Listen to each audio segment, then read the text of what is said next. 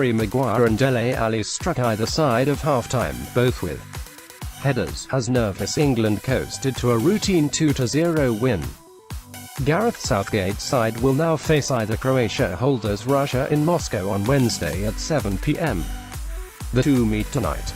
It's only the third time England have reached the last four and the first since Italia 90 they have made the semis. Our man in Russia, Matthew Dunn's report on a memorable Wingland and D player ratings, who shone in the 2-0 victory. Did you see what Kieran Trippier did after win? Boss Southgate punched the air at the final whistle and conducted the England fans in a rendition of his own song, to the tune of Atomic Kitten's Smash It Whole Again. Enjoy us scenes after.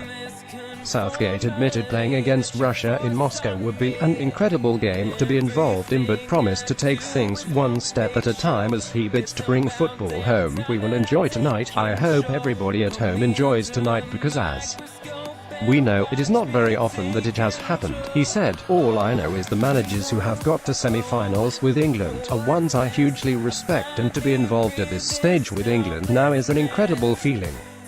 He then paid tribute to his players and said, I can't speak highly enough of the whole squad and whole group of staff, because it is so united in there. The level of work has been great and the commitment to each other. You don't get through with just 11 players. They are all top people and are the reason we are in the semi-final just as much as any other. England's tally of 11 goals equals that set at the 1966 World Cup, which they won as hosts. Captain Harry Kane, who leads the race for the 2018 Golden Boot with 6 goals, is determined not to get carried away. We know there is still a big game ahead with the semi-final, but we're feeling good and confident, the Tottenham forward said on BBC One. We just have to go again, keep doing what we're doing and make the country proud. Kane added, so much preparation went into it and I thought we were fantastic today. It was a difficult game. Sweden made it tough, long balls, different to what we have faced so far, while goalkeeper Jordan Pickford, who made some important saves as Sweden rallied in the second half, felt England had shown a mental strength to progress. We knew it was going to be difficult and what they bring to the party, and we managed it very well, he said. It just showed how our ability is coming out and also the mental part of our game. We can go and create our own history, but now it is about rest and recovery for the next game. It's not going to be easy, but we will work hard enough and our ability should show. Before England's second, Sweden missed a golden opportunity to level right after the restart, but Pickford, who was named man of the match, made an outstanding save, palming Marcus Berg's close-range header away. He denied the Swedes several more times in the second half and was praised by the coach Jan Andersson. The England keeper made great saves yet again. You have to respect you're faced with a good keeper, Anderson said. England are absolutely good enough to win the World Cup. They are forceful and well organized. Congratulations to both the team and the coach.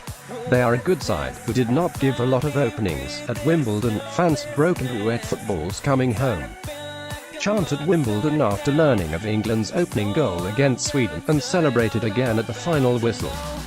Simona Halep's match against Xie Sun-wei had just finished when Harry Maguire headed England ahead, prompting some spectators to burst into a song in the Court 1 stands. There were then loud cheers on centre court when the World Cup match ended in Samara, which came just after Angelique Kerber's match with Naomi Osaka had reached a conclusion.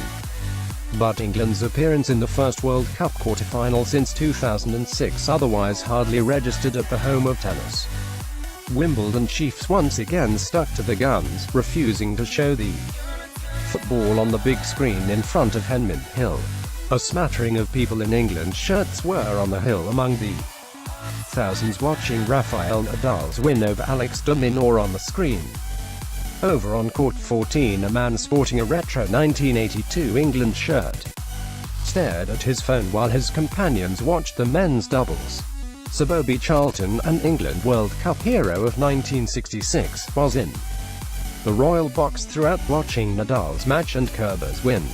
Nadal came off centre court at around 3:20 p.m. and admitted afterwards, "I am excited to watch some football and to see if it is coming home or not." The Spaniard did not hold his media conference until around 4:50 p.m., once England were assured of victory.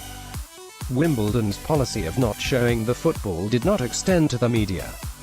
Centre, where some journalists kept an eye on the World Cup action. Window blinds were closed to prevent fans peering in to watch. Big match verdict. From Richard Tanner in Samara. 2 summer ago, Harry Maguire was supping pints and singing songs in the bars of France with his mates form Sheffield as England flopped in 2016. The big defender, then with Hull in the Championship, could not have dreamed then that he would be the toast of the country as he set the Three Lions on the way to the first World Cup semi-final in 28 years and fueled the belief that it really is coming home. Alan Shearer said before the game this was a career-defining, life-changing moment for England's players. After all, England have only ever progressed past the last 8 stage only twice in the 14 World Cup finals tournaments. Now Maguire's first international goal will be remembered just like Geoff Hurst's winner in the 1966 quarter-final against Argentina and Gary Lineker's 2 penalties and David Platt's headed against Cameroon in 1990, and it could not have been better timed as England had laboured to break down a negative Swedish team that set out as if they were happy to take it to penalties. Inevitably, it came from another well-worked England set-piece. That's 9 out of 11 goals so far stemming from set plays. No wonder they called him Slabhead. With his teammates making decoy runs all over the box, there was no stopping Maguire as he got the run on Emil Forsberg and planted a thumping header into the corner of the net. Apart from giving Gareth Southgate's team the lead, it gave them the confidence to stamp the superiority on an average Swedish team. Player for player, England knew they were better than Jana Andersson's workmanlike but didn't seem to believe it for the first half an hour. But after Maguire's goal they were a team transformed. They should have been 2 up but for Raheem Sterling's continuing hesitation in front of goal. The worry for England was that in all the 4 previous tournament clashes with Sweden they had always thrown away their lead. And but for Jordan Pickford's save from Marcus Berg's header early in the second half it might have happened again. Even when Dele Alli gave England the cushion of a 2-goal lead with another header, this time from Jesse Lingard's cross, England needed Pickford to twice deny the Swedes. Apart from those 2 scares though, England were in control as they secured last 4 clash with Russia-Croatia in Moscow's Luzhnitsky Stadium on Wednesday. If they get through that one, and who would bat against it now, they will book the place. The same stadium 4 days later and be right on the brink of ending 52 years of hurt. They also did the world a favor as they buried the bogey team. Sweden might have beautiful women but the football is ugly. The city of Samara built the Soviet rockets in the space race days of the 1960s, and the impressive Cosmos Stadium here is designed like a huge flying saucer, a homage to the space-age heritage.